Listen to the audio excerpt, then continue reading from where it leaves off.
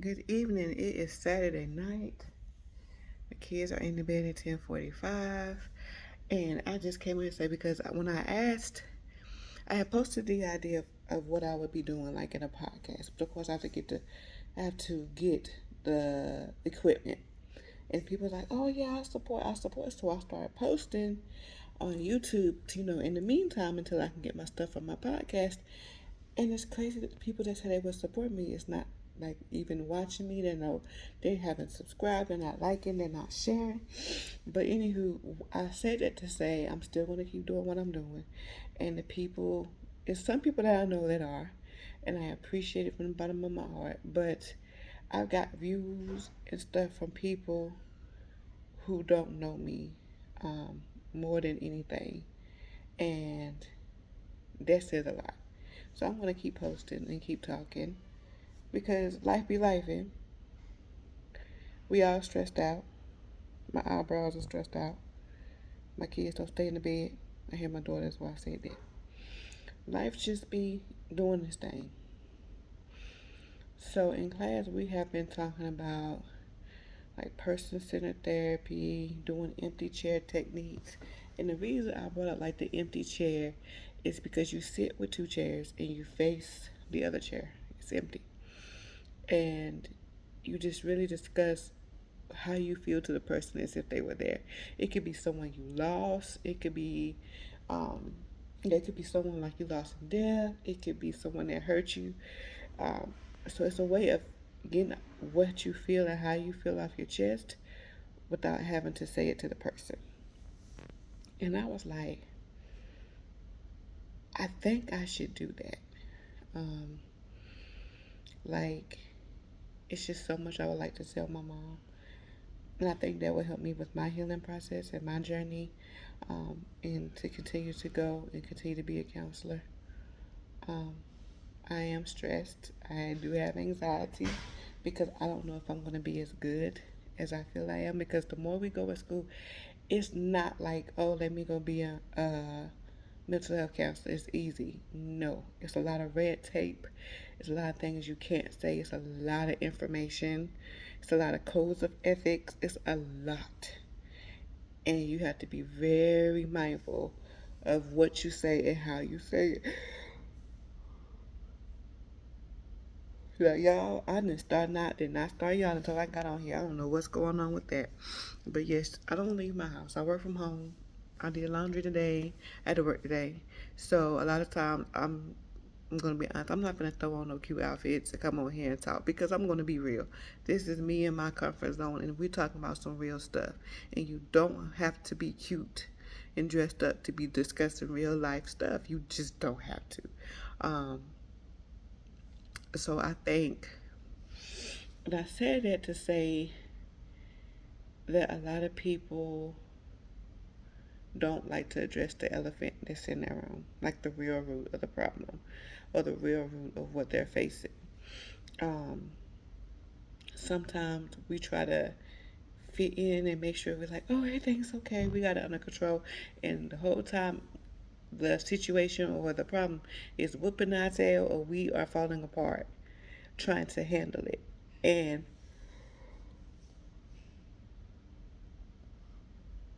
I might have to stand up because I don't want to keep yawning. But what really has me thinking is like what I've been learning, like the Gestalt theory, the Carl Rogers theory, all these different theories, even in multicultural, learning like about dialogues. I had to do a paper on a dialogue, so I did about one of me and my husband's conversations because, um, oh, and I did get permission. Speaking of that, because we're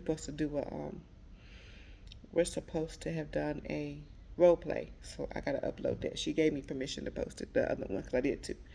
Um, but I talked about me and him in cultures, and the reason why I want to reflect on that is because each culture handles grief and trauma and anxiety and stuff totally different. So me, I'm from North Carolina, country, southern bumpkin black girl. My husband is West Indian, Trinidad and Tobago. Culture is totally different.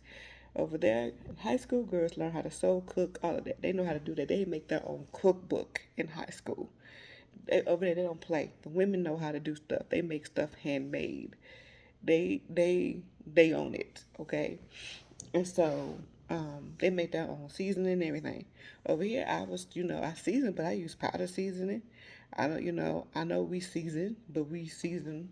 We don't make homemade seasoning, and we don't, you know, I mean, we prepare lunch and breakfast and stuff. We do some of the stuff, but it's the discipline that they have, or that some people have when they're from the island.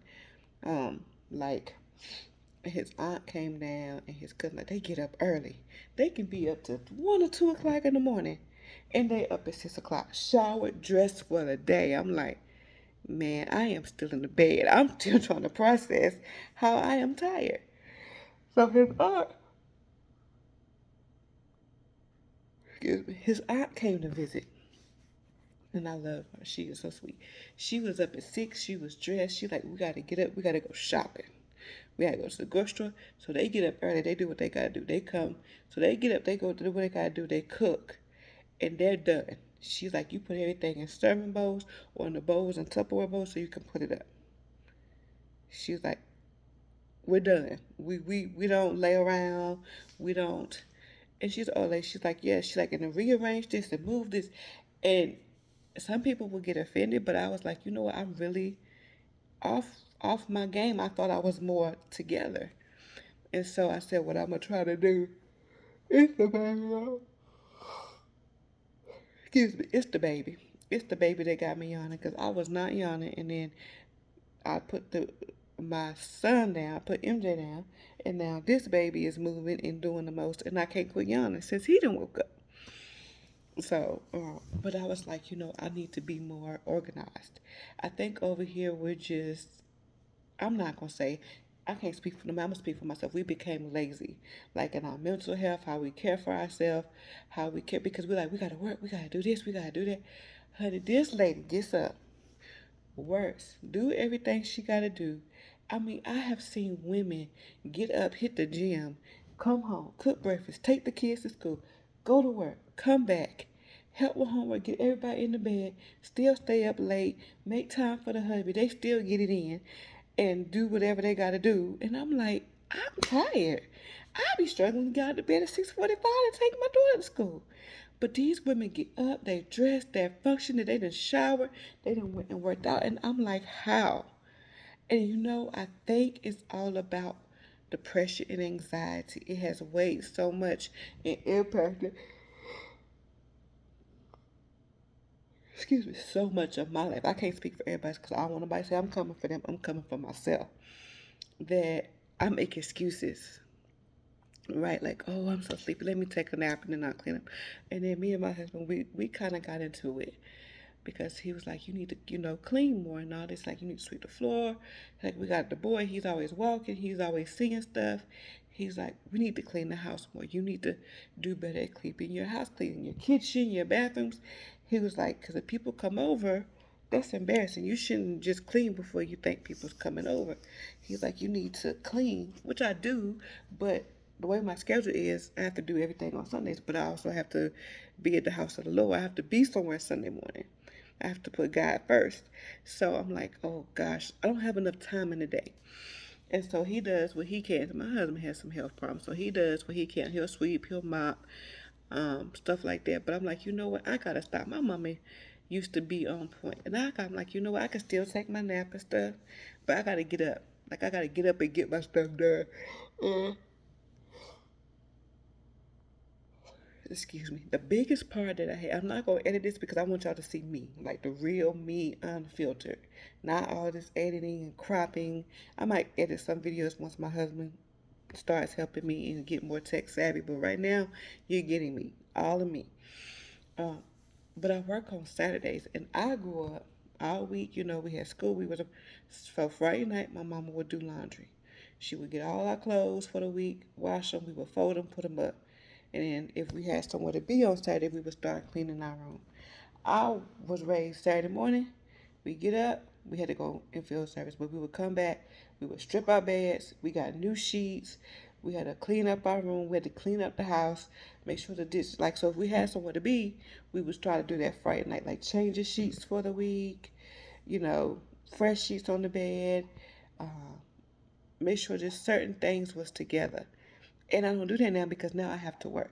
So I get up, I have to take care of MJ because MJ is up. Carmen sleeps, she sleeps in. And I'm like, I think I've gotten so much of excuses and just the depression and just anxiety and over worrying that I forgot how to have a routine. And I came on here and I really want to talk because anxiety will mess you up from having a routine of who you need to be or the goals you can achieve. Depression too, it comes in like an elephant and it sits on you, and eventually you're gonna stop moving.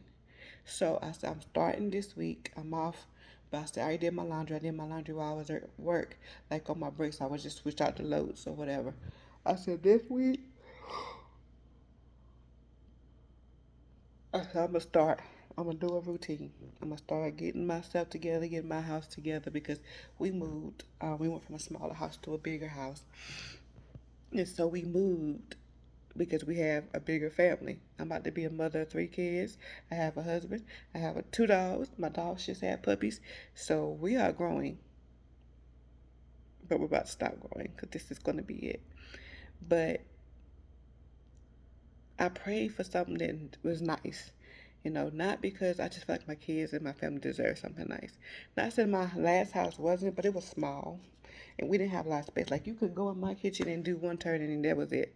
Like, we didn't have a lot of space. Like, everything was cramped. So now that we have it, I really want to learn how to take care of it. So when we move and we buy our home, I'm already in my routine. So I told my son, start getting up and I'm going to go walk in the morning because he comes in. He works nights. So he'll come in about 5, 6. I said, when he come in, I'm going to get up and I'm going to go walk because then Tinky be sleep. He can sleep with Tinky until I get back. I'm going to go walk, come back, shower, and then Tinky up, he can ride with me to take Carmen to school. Uh,